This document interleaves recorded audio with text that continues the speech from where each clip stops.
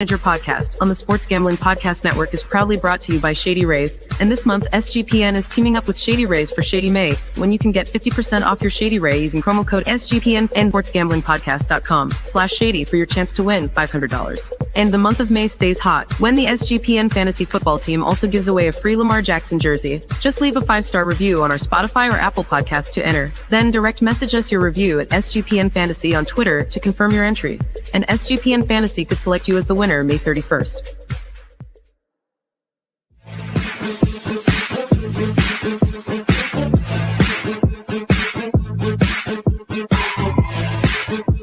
And so, the IDPro Manager Pod is a proud member of the Sports Gambling Podcast Network, home of the hottest, smartest, and fastest growing sports gambling and fantasy football providers and professional sports entertainment today. And now, without any further delay, here are your veteran senior IDPros Kraig, Brad, and Gary, sacking today's hottest NFL IDP. Hello. Welcome back, everybody. It is Friday morning. That means you are live with the IDPro Manager Pod. With you, as always, myself, Craig Reith, and Gary, the IDP tipster. But you can tell we have a special guest with us this week going over more IDP rookies. We have Matt Schauf from Draft Sharks. Matt, how you doing? Can you believe that some people do things other than talk about defensive players on a Friday morning? How could I be not be doing well? Oh yeah, exactly. Gary's always happy to talk IDP with anyone, as long as you're not bringing up the dirty O in there. Bring your cup. You got your coffee? I'm not a coffee drinker personally, but I got water now. All right. Well, that works. You brought yours. We're hooked up. So, Matt, if you don't know him, again, like I said, you can find him over on Draft Sharks. He's a 2-time IDP accuracy champion on Fantasy Pros. He's also the FFPC Main Event League champion. Matt, anything you got cooking up for people that they can go check out for you this offseason? Yeah, man, I just put out my IDP rookie rankings a couple of days ago. They're a premium article on draftsharks.com, but you can get into it with a free view if you do it quickly enough. You can find those. I went 45 deep. I got write-ups on most of those guys. They're split out by position. And then, of course, working on the regular season projections, which then are going to feed the overall dynasty rankings among the IDPs. And those go into the draft war room that helps everybody draft their best lineup, no matter what format they're playing in, including IDPs, of course. Awesome. So we can get everybody who's maybe not as familiar with you a little bit of background info on you here. How long have you been playing fantasy football for? I've been playing since it was 1999 or 2000, somewhere in that range. I was in the middle of college and finally got started and immediately found it was for me. Yeah, I think Gary, you probably started back when we were doing this out of the newspapers, but 2001, I think, was my first Yahoo League when I went back and looked. You know, my favorite pencil that I used to use was one of those big ass those kindergarten pencils. You know what I mean? Had that in a big old, yeah. It was good old days. The kind that you never played pencil break against. Yeah. And if you only knew D-gens or crazy ass people, at least when I started, it was a bunch of guys in the neighborhood, just trying to figure it out, going from there. I'm not, we was hitting up on this. I got a question for you, Matt. We were hitting up on this class. What is your overall thoughts of this rookie class before we ever dive into it? And I know Craig probably has a little bit more he'd like to ask you, but I'm really curious what you think about this class. I would say overall, it's not a terrific class of IDPs, and that highlights the two guys at the top. I liked Will Anderson and Jack Campbell as my top two IDPs among the rookies heading into the NFL draft. And then I got even more separation on that from the way the draft played out. So it's really those two guys. And then after that, there aren't a whole lot of flags that I'm looking to plant. Same sentiment. How long have you been playing? How long have you been playing IDP for? Like specifically, did you start into that right away, or did you gradually get into that? The IDP path is kind of funny because the league that I played in first started with IDPs, but it did it in just like that dabbling way where we started. I can't remember if we started 2 or 3 initially, which if you've never played it before, it seems to make sense. But once you get into it, you're like, oh, that's silly. That's like playing 3 offensive players and choosing from all of the wide receivers, running backs, tight ends. So in that league, I was like, guys, I don't think we should do this. I think we should go to team defenses. That's what most leagues do. So I actually helped our league move away from IDPs there. And then 2 years later, when I was looking for fantasy writing opportunities, I found this website and the guy was like, well, I need somebody to do a start sit IDP column. And I was like, I don't really play IDPs, but I'm looking for something. And anything that I'm going to do, I'm going to put my all into. So I did that, dove into it, and I was like, oh, if you play this right, this is actually very interesting. It's at least as interesting as the offensive side. There are more guys to choose from because everybody on defense factors in, as opposed to on offense where, 5 of the dudes are offensive linemen. So I got back into it there, started, doing more with it from there, and just kind of built to where I am today. How long had you been playing when you got into that writing gig? That probably started around 2003 or 4. So I'd been playing overall since, like I said, like 99. I started writing just out of college because the sports editor at the newspaper I was working at asked me if I wanted to. And I was like, I guess so. I hadn't really thought about it, but, quickly fell for that and looked for more, and then just kind of built on top of that. So IDP wise, I think I've probably been playing now since 04, 05. So if you got to create your perfect league format, with all the different possibilities out there, how would you have that set up? I mean, I think one of the great things about it is lots of different formats work fine. I know there's some push to try to unify it, but I'm all for whatever people enjoy. I think my ideal would be matching up the number of defensive positions with the number of offensive positions in your lineup, the lineup that you set every week. Making sure to mix in plenty of linemen, linebackers, and DBs, have specific cornerback slots, have specific defensive tackle slot or two. So, it incorporates everybody. It doesn't leave out some area of the position just because the scoring doesn't favor him. And then making sure to incorporate pressure stats, beyond sacks, going for stuff like quarterback hits, tackles for loss, because then you're including the truly valuable stuff that often gets left out. You can have somebody who, whether it be an off-ball linebacker or an edge player, you can have somebody who's a really valuable on-field player, but just because he doesn't quite convert as many sacks, or, because he has tackles for loss and doesn't put up huge total tackle numbers, he just kind of gets, underrated for his true on-field impact. So I think stats like that can help elevate that guy and let people know how good he actually is. All right. Well, we will get back into more questions with specifically sort of what Matt's looking for in this upcoming season overall right after this. Shady Rays is teaming up with SGPN for Shady May, so not only do you get an amazing 50% off, but you also have a chance to win $500 in cold hard cash. And Shady Rays always has you covered from the sun to the slopes, with premium polarized shades, customizable snow goggles, durable frames, and extremely clear optics for outdoor adventures. Shady Rays offers the most insane protection in all eyewear. Every single pair of sunglasses is backed by lost and broken replacements, so if you lose or break your pair, even on day one, they will send you a brand new pair, no questions asked. And you can wear your Shady Rays with confidence when Shady Rays has your back long after you purchase. So if you don't love them, exchange them for a new pair, or return them for free within 30 days. There's never a risk when you shop with Shady Rays. Their team always has your back. So go to shadyrays.com and use code SGPN for 50% off 2+ pairs of polarized sunglasses. Then take your receipt to sportsgamblingpodcast.com/shady for your chance to win the $500 Shady May contest. And the SGPN fantasy football team is giving away a Lamar Jackson jersey in the month of May. All you have to do is leave a 5-star review on our Spotify or Apple Podcasts to enter. DM us your review at SGPN Fantasy on Twitter to confirm your entry. Winner will be selected on May 31st. So getting back to some more questions here, hotly debated one right now. Do you have a favorite platform or app out there to play fantasy on? I honestly don't have a single favorite. I've played on Yahoo the most. I can get behind Sleeper. I can get behind My Fantasy League. My Fantasy League is one that if you play on it for the first time, you're like, oh man, how do I find anything? When I first got on, I was like, oh, this is difficult. And then once you learn it, it's like, oh, they just have everything. That's why it's hard to find some of the stuff. A rookie learning curve. Exactly. Yeah. Do you have a favorite NFL team?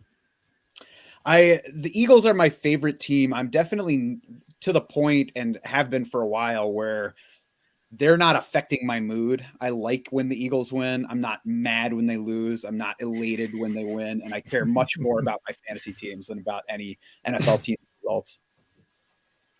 I've ended up getting to that point too, although it's because of the malaise of being a Cowboys fan when they were awesome when they were young and just having to deal with them throughout my adult life. It's like you can't invest too much in them because they're just going to lead to disappointment for me. So yeah, they did rope you in and then let you down. Yeah, they're great at doing that.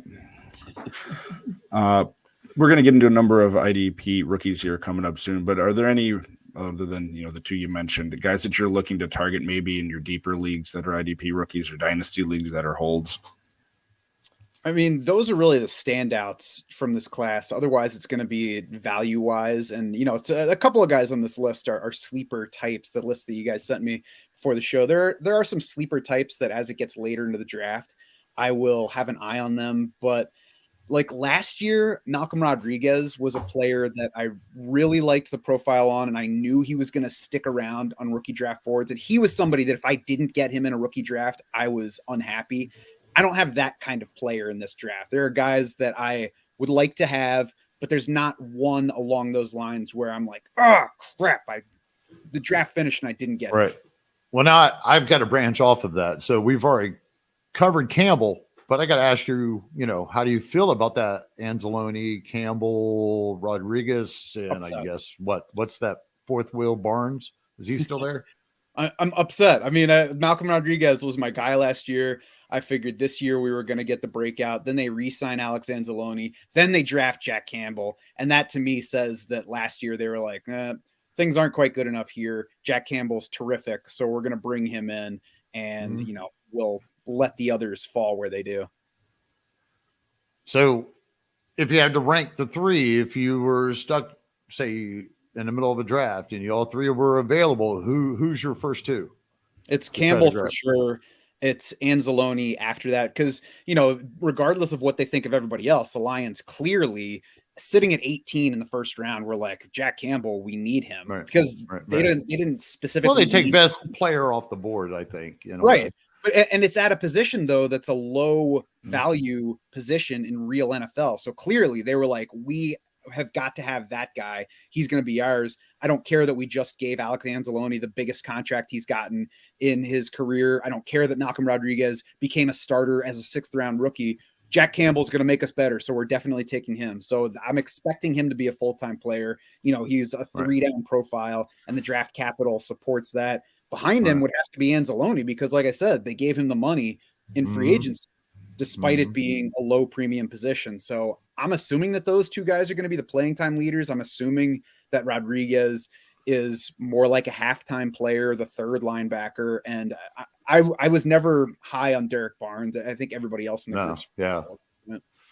Yeah, I've been accused lately of being a big Lions fan from some of the guys, but I mean, it's because last year Anzalone and I just love what Campbell is doing up there, man. And I agree. I think Anzalone's not going anywhere because of the way the culture is and how Campbell rewards his guys that he's brought in that's high character and giving them a chance. But I don't want to keep rattling on about that because I've covered that a little bit in the past, but love it. I had to ask. I'm not wearing no Detroit shit yet, but we'll see.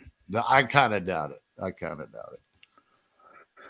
So do you have a typical strategy when you're going into drafting your IDPs? If you're, looking at a redraft or dynasty league, the position that you value more or the position that you think you can get later on the back end, so you're not looking to take early? That's been, I think, shifting over the past few years as we've seen fewer linebackers get full playing time. So it used to be that you could wait on linebackers and you'd find plenty who would be on the field enough to collect tackles. And that's just going away because teams are going with fewer linebackers staying on the field for full-time snaps.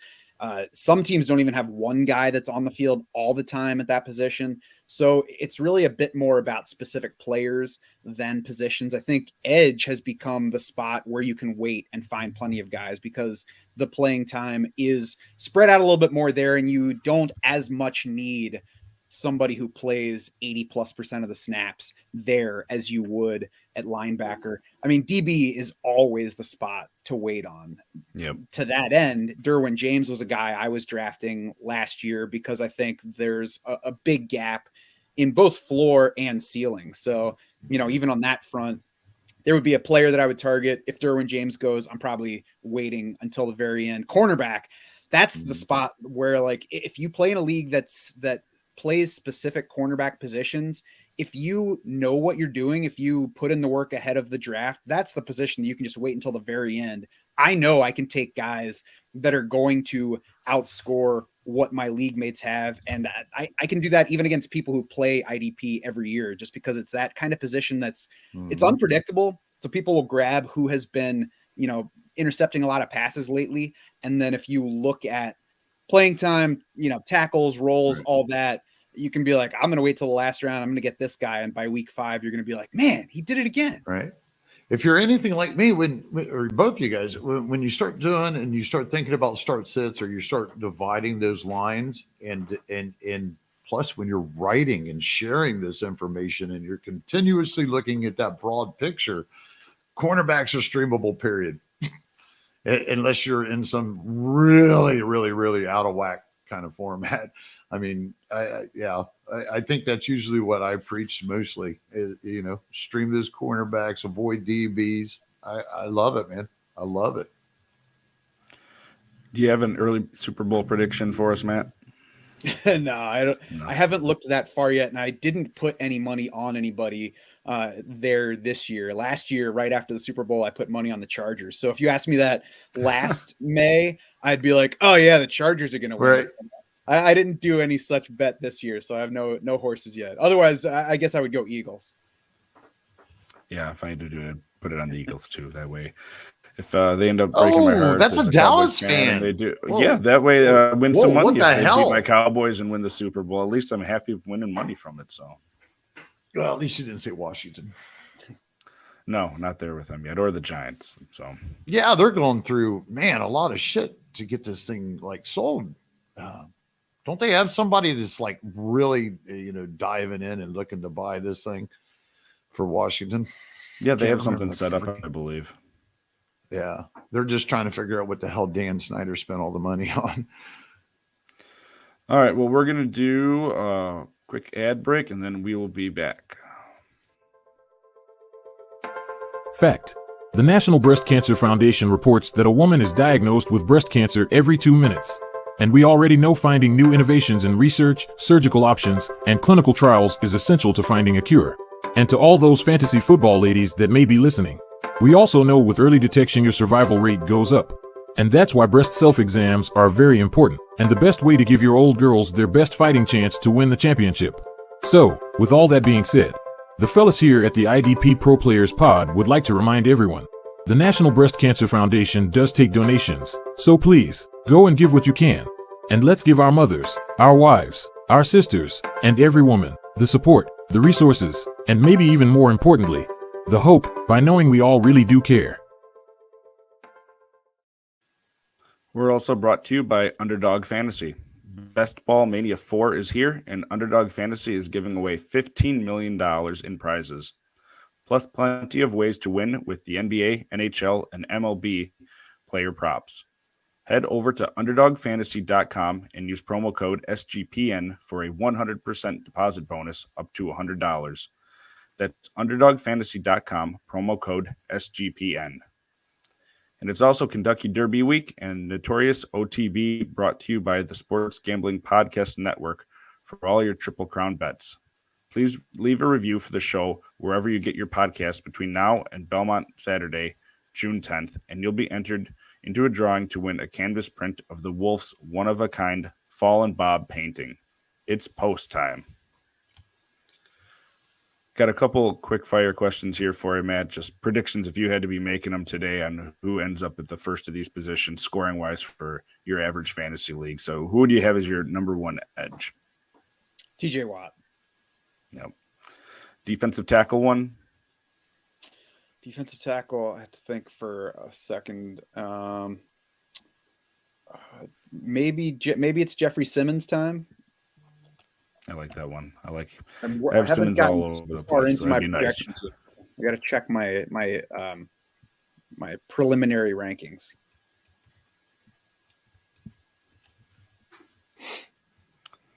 All right. I love linebacker some one. Simmons. Oh, my bad. We all love Simmons here, thankfully. Hopefully he is able to kick it up another notch there. Yeah, I think last year he would have actually taken the next step, but considering you lose Landry and then the condition of the team as an entirety, they put a lot on Jeffrey Simmons last year. I expect him to bounce back. He also played about half the season on a sprained ankle, so I'm sure that we have not seen the best of Jeffrey Simmons yet. Yep. Landry probably isn't going to be too much help right off the top. You can't bend the edge with what he had. He had an Achilles, I believe. I think it was ACL. Yeah, kind of hard to bend that first year back when you're doing that. So they'll probably use him in a lot of rotation. I suspect. I don't know. Did you say linebacker next, Craig? Yep, inside linebacker. I think Nick Bolton's the safe guy there. Foye Oluokun's certainly fairly safe as well. Though that's a spot where I'm not necessarily the drafters on those, depending on how early they're going, because I don't think there's a lot of separation between them and the next few guys. I'm wondering if Shaquille Leonard's going to wind up being a value. I think he probably will after the way last year went. And assuming that he's healthy this summer, he would be my target because his ceiling rises above everyone else in the position. He's still in his prime age. He hasn't been healthy for 2 years. So everybody's down on him. How good he is. So that's my favorite value, all told. Nice. Yeah, top people safety are down on him. Top safety is always Derwin James until something changes. It's similar to Shaq Leonard, not quite to the same degree, but I think he just has the higher ceiling than anyone else at the position because he can score across positions. They said last year, heading into the year, the new Chargers staff said they were basically building the defense around Derwin James. I don't think we really got the full view of what that meant production-wise, but it's in there. My question then, if Derwin James is gone, then who's that one that you might try to target later on, like you mentioned? Yeah, so I'm waiting after that because there's plenty around. I think Antoine Winfield's injury from last year is going to push him down the board, but he's got plenty of upside. He played a lot of slot last year, so that should keep him delivering consistent tackles throughout the season. Grant Delpit was a little sneaky last year, and then Jordan Poyer fell down amid injuries, so he's another one that would be a value. So I'd definitely be waiting and kind of seeing where things go otherwise. And I know you mentioned you're more likely to pick up cornerbacks late and stream those, but if you had to pick a cornerback to end up at the top at the end of the season, who would that be? L'Jarius Sneed. He's just, doing it in every category. He delivers the tackles. He can rush the passer if they need him to. He's a slot corner, so he stays near the action. So I think he's the guy that's going to be our consistent source of production at a position that lacks consistency. All right. Well, we are going to get into that rookie talk that everyone's been waiting for.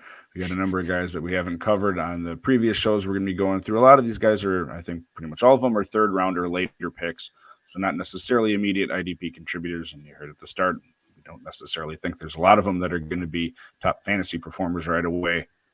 First guy on the list here, interesting longer-term play, depending on what they do with Montez Sweat and then Chase Young. KJ Henry, defensive end for the Commanders. He was taken in the 5th round out of Clemson, pick 137.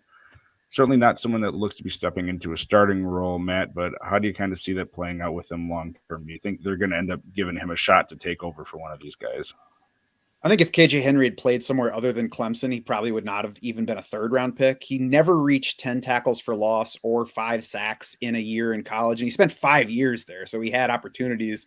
Bad 3-cone time, bad short shuttle, and he's only 253 pounds. So if anything, he should be the kind of guy that's bendier and quicker around the edge. Did put up a good 40 time, good speed score, which is a big metric that I use to measure edge players. But, I mentioned bad and 3-cone short shuttle, also tested weakly in broad vert 10-yard split. So he's just not explosive. And he's already 24. So if we're waiting on him beyond this season, he's already older and there's just nothing exciting about his profile. He'd be a pass for me. Gary? I know you don't like the deeper guys, but no. Yeah, I mean, he would definitely just be a developmental, prospect. Standard leagues, you can't touch him. Deep dynasty, you don't really want to touch him too quick. You probably just wait and see.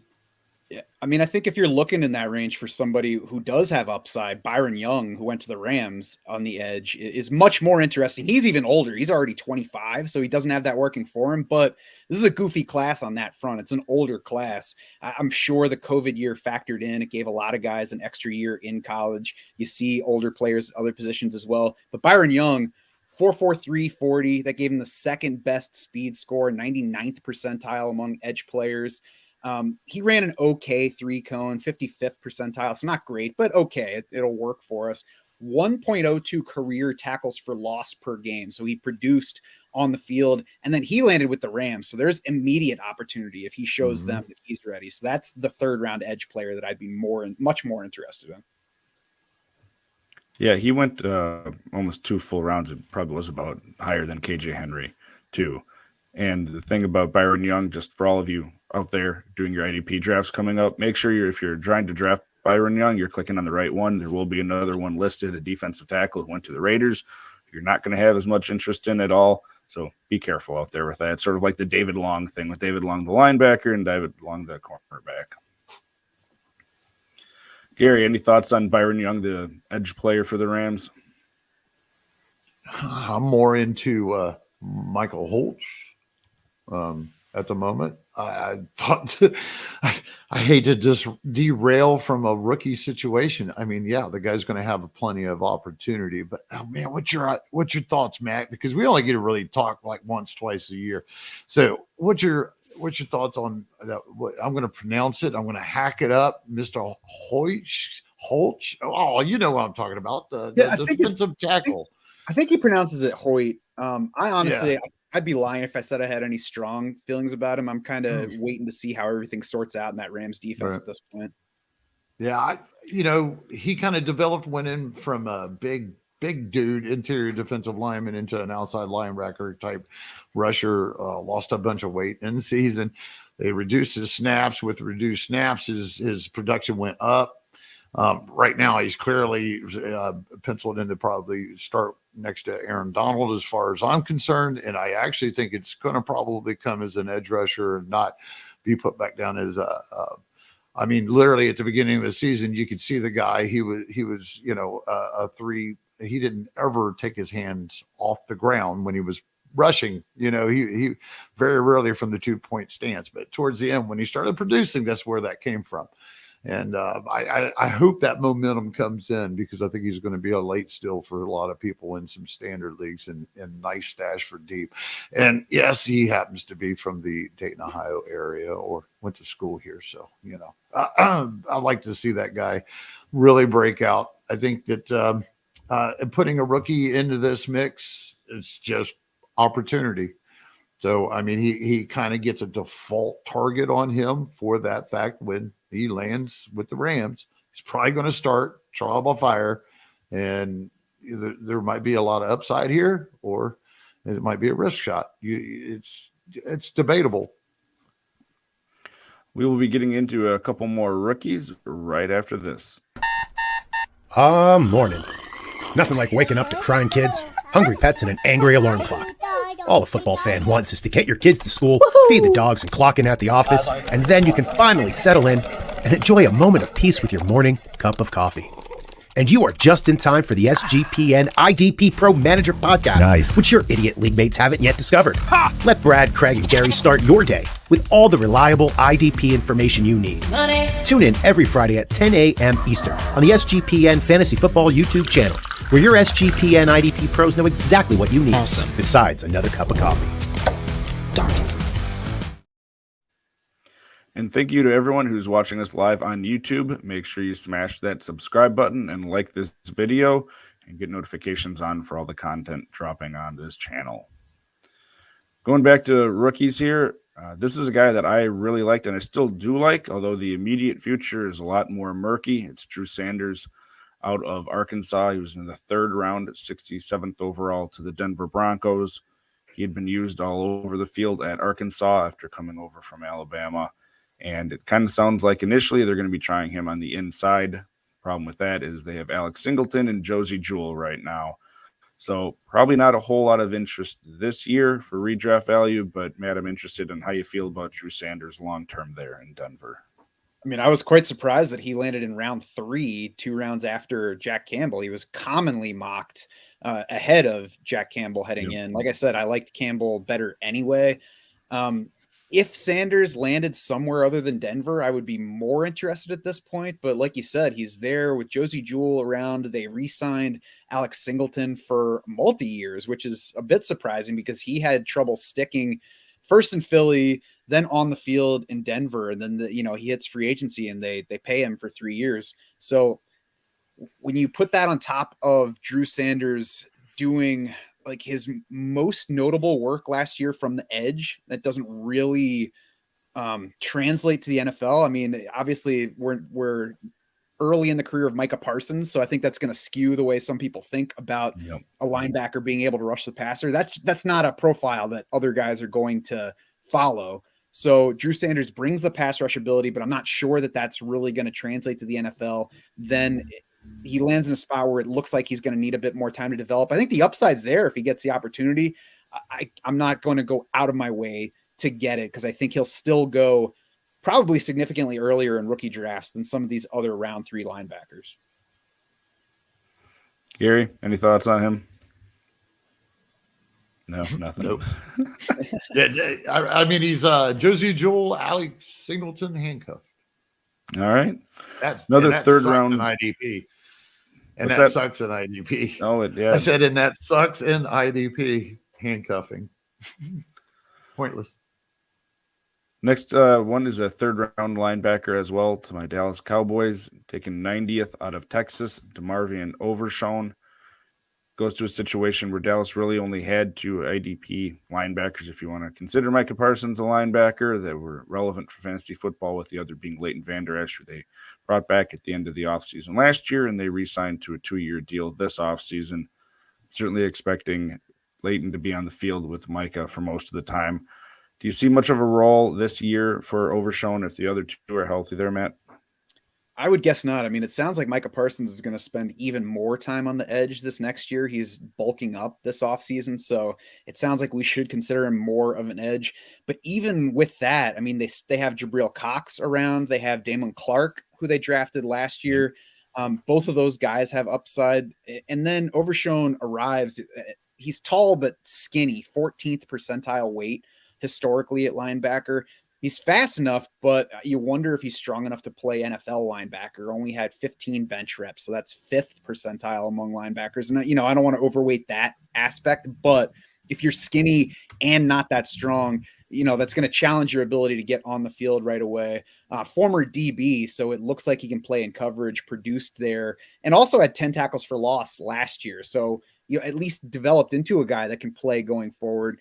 But again, it's a little bit too crowded for me to see the immediate path for usage. So that's going to hamper his ability to get into my, dynasty player exposures. I think it's all just whitewash, man. Whitewash. I don't see a lot of roles changing. Yeah, we might see Parsons, pass rush a little bit more, but I mean, goddamn, he had like 140 or 150 of them his rookie season, and then he dropped to like 80 or 90. I mean, it was cut in half or something. So, but that's still ridiculously a lot. I think it's kind of a smokescreen. I think his rookie's going to be nothing but depth, and they made this decision. If they're going to use Parsons as more of an edge rusher, then it's because of Cox, Clark. These other guys has developed that's allowed this to happen. I think that last year the second linebacker normally got like 50% of the snaps. The second inside linebacker, if they even used one, next to Vander Esch, if it wasn't Parsons. So I'm not too excited about this altogether. Well, we're going to move to safety here, and this is a guy I'm not predicting will do this, but I think has a chance to end up in starting lineups by the end of the year here.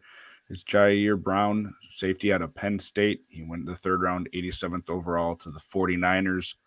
49ers, of course, had a breakout from Talanoa Hufanga. They drafted him in the 5th round in 2021. He started last year and was one of those big surprises in the IDP world last year. Next to him, they re-signed Tayshaun Gibson for a 1-year deal. It was pretty cheap. So, again, if Brown shows up at camp and starts playing well, I could see him working his way into a starting role. Again, not predicting it because the 49ers are going to be one of those teams that are making that move to try to get to the Super Bowl again. Matt, how are you feeling about this sort of safety battle he's been inserted to here? There's definitely room for him to challenge Tayshaun Gibson if he proves, good enough. The numbers are really good on Ji'ayeir Brown the past 2 years, 18 passes defense, 10 interceptions, and then even 7 tackles for loss, 4 sacks last year, despite playing a little bit less in the box than he did in his first season. The thing that worries me about him is he's small, 5'11". So he's that size, 203 pounds. He's basically the size of a cornerback, but also ran slow for a safety in pre-draft testing, 19th percentile 40, 20th percentile speed score, tested poorly in the jumps.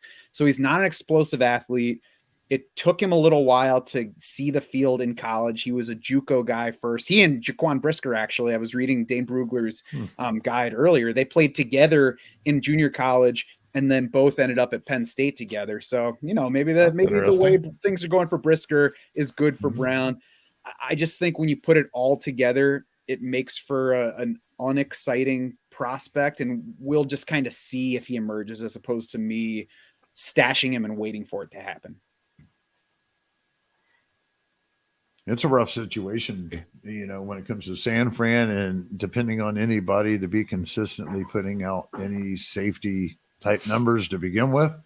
So if it isn't Hoffinger, I'm going to say it wrong, right? Huffman. I like calling him Huffman. If it ain't Huffman, I'm not really interested, and I've only got so much stock interest in Huffman too. As we mentioned right before the show, we almost skipped safeties, folks, this deep. But, y'all's going to want to know, so we're going to pick Matt's brain. All right, well, we'll finish up with our rookies right after this ad.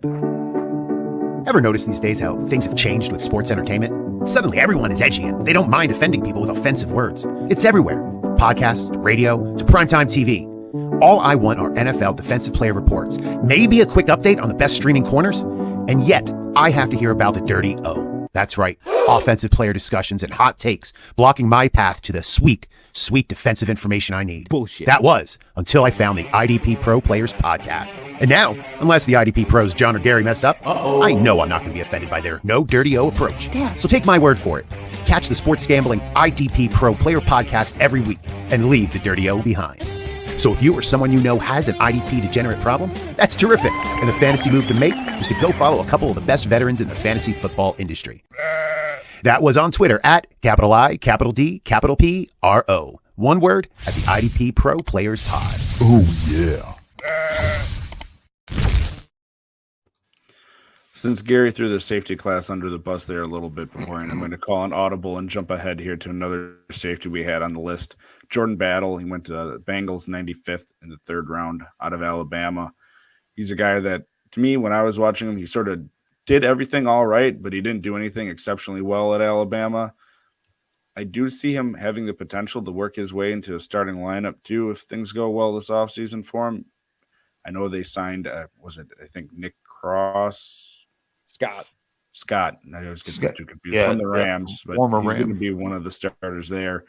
They drafted Dax Hill in the 1st round last year, but he's a guy that played slot corner a lot at Michigan, and he did some of that too when he actually got on the field for the Bengals this past year. So I could see him having the 3 of them on the field here at the same time with the way the NFL is moving towards that. How do you feel about his chances there, Matt? That's the kind of guy that I would be interested in. Again, if the price aligns in rookie draft, it's a bad class of safety. So if you go in the 3rd round among this group, that's, not an awesome sign for your physical upside, but I love the opportunity for Jordan Battle. As you mentioned, they lost Jesse Bates. They lost Von Bell. They are going to elevate Dax Hill. That's the Bengal that I would buy at their relative prices here. And Nick Scott is a former 7th round pick who the Rams didn't feel like retaining when he hit free agency his rookie deal. So you got to think that there's at least room for Jordan Battle to fight Nick Scott for that starting job. Good size, 6'1", 209, above average speed score. So he's the kind of prospect that's like good. You know, you're like, oh, that's fine. That's fine. All right. No standout production. There's nothing that says love Jordan Battle, but there's enough where you're like, oh, I can see him fighting for a spot. And if he gets on the field, then he can be relevant. Gary? Yeah. Nick Scott's he's expendable. He's a placeholder by a name right now. If he makes it through this season, I'll be surprised. So I wouldn't be surprised if Cincinnati's not done either. I like Daxton Hill. Have to 100% agree there. But I don't know. Well, I still wonder where in the hell is John Johnson going to land? So I kind of like Philadelphia, but I also like Cincinnati. So call me stupid about it, but who knows? Well, we're going to move to a linebacker here and a guy that's picked up a lot of steam lately in the IDP community. Dorian Williams went in the third round out of Tulane. He was 91st overall to Buffalo. So Buffalo has a couple guys there. They have Dodson and they have Bernard who, you know, might be taking over that spot. But you throw Dorian Williams in there who did well in coverage at Tulane and really showed out in the bowl game that they had. A lot of people are hopeful he's going to end up being a starter there. I think it's probably foolish, like you mentioned, with a lot of these guys to assume that they're going to end up starting at all this year. But with the hype going on, do you think Dorian Williams is going to be going higher in drafts and you'd feel comfortable taking him at? I hope not, because Dorian Williams is the round 3 linebacker that I'm interested in. There's one more that we have on the list, but Dorian Williams, 96th percentile 40, gives him a 92nd percentile speed score. I really like speed score because it combines the 40 time and the weight. And when you're looking at edge, you're looking at linebacker, you want somebody that can run well for his size, not just the fastest guy. Also 100th percentile bench. So Dorian Williams is a smallish guy, but strong. You know, we talked about that with another linebacker before. I'm in upstate New York, so we've got Bills fans around, and they're like, we wanted a big guy in the middle of our defense. Who's this little quit? The Rite Aid in my neighborhood, the manager is a Bills fan, was just talking to me about the draft yesterday, and he's like, I don't know if they really addressed what they needed at linebacker. And I wanted to be like, listen, man, you're going to like Dorian Williams. Go ahead and, you know, get the jersey now while it's discounted. And then a couple years from now, you can thank me. When he became a starter as a sophomore, he had 15.5 tackles for loss immediately in that season. He had 7 passes defensed last year as a senior. He's not big, like I said, just under 6'1", 228 pounds, but the view on what's the right size at linebacker is skewed at this point. Historically, that's small for a linebacker, but by today's standards, that's not actually that small. If you look at the top fantasy finishers, almost everybody is in the 230s weight-wise, with a couple guys mixed in who are just short of 230, very few who are in the 240 range. So Dorian Williams is not that far from what the usual linebacker is at this point. And like you said, the opportunity is there. As long as he proves ready, that's the only thing standing in his way in Buffalo. Gary, if he gets the starting job there in Buffalo, are you interested in him at that point? Oh, I'm interested in whoever the hell is starting in Buffalo. Yes. I mean, we've seen Preston Brown previous to Edmonds, and, you know, Preston Brown was a couch potato as soon as the Browns were done with him because he's historically was not as good as what is, you know, but the position in Buffalo is a golden gem. My problem, I have this thing, Matt, where I go and I just look at ESPN or one of these vanilla ones, and I love depth charts and I love picking on them this time of year. It's easy to do. They actually have AJ Klein, folks. Be careful here. But they have AJ Klein penciled in as the middle inside linebacker next to Matt Milano. And then you have last year's Terrell Bernard. I think he was also a third rounder. He got a little bit of playing time. And then you ran Dorian Williamson. My question, okay, I could definitely see Williamson in a rookie draft is the guy to go. And we know Matt Milano is the, probably only safest guy that you could pencil right now. Matt, let me ask you, do you know much about Terrell Bernard that you would, if you had to pick between the two, that you might give that second year guy a look since he got a little spurt last year?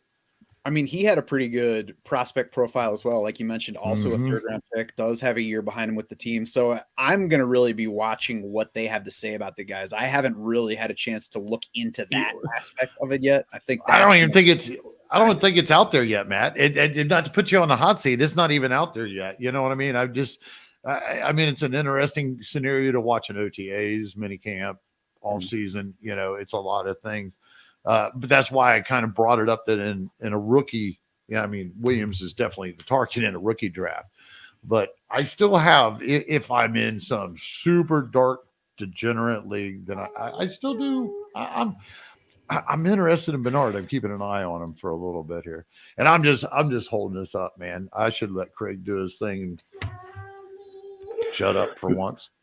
We're getting close to our time here, but you mentioned there was another third-round rookie linebacker you had some interest in. So which of the ones on the list was that you were liking, Matt? Yeah, Daiyan Henley is similar in size and profile to Dorian Williams. He's interesting, though, because he didn't hit college as a linebacker. So he is early in his linebacker development right now. Was a high school quarterback, arrived at Nevada as an athlete, started out at wide receiver, moved to DB over the first couple of years, finally became a linebacker in 2020. Then it started in 2021 for the first time, led his team in tackles, grabbed 4 interceptions there, transferred to Washington State for his 5th season, followed his position coach, who was a defensive coordinator at Washington State last year.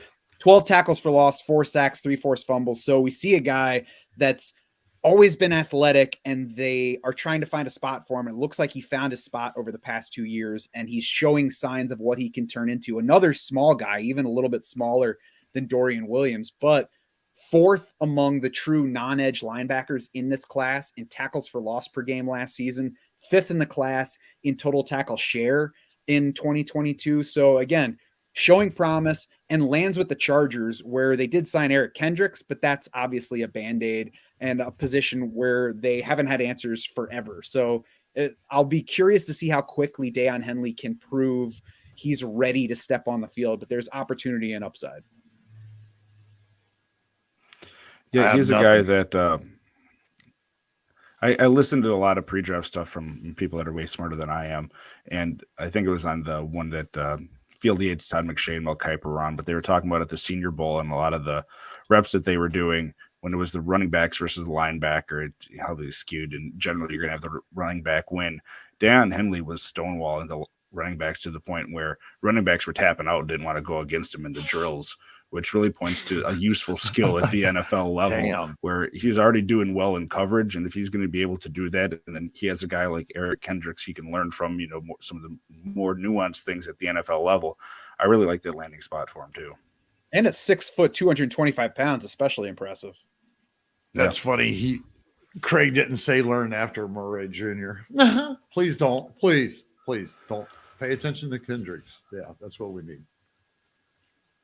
But that's going to about do it for our show here this week. We will be back, of course, next week, and we'll be doing something probably not rookie related. But Matt, thanks again for stopping by to talk rookies with us and let everybody know where they can find you and your content again. Yeah, guys, draftsharks.com. Like I said, the rookie rankings just went up this week, so go check those out now. I'm working on projections, so they're going to be in the system very soon. And, of course, they power the draft war room that syncs to your league and handles whatever style draft, whatever format you play. It gives you the best pick every round. Guys, I appreciate you having me on. Like I said, I can't think of anything I'd rather do than talk defensive players on a Friday morning. Well, we're going to have to do this again, man. That's going to do it for us, folks. Everybody have a great weekend, and we'll see you back next week.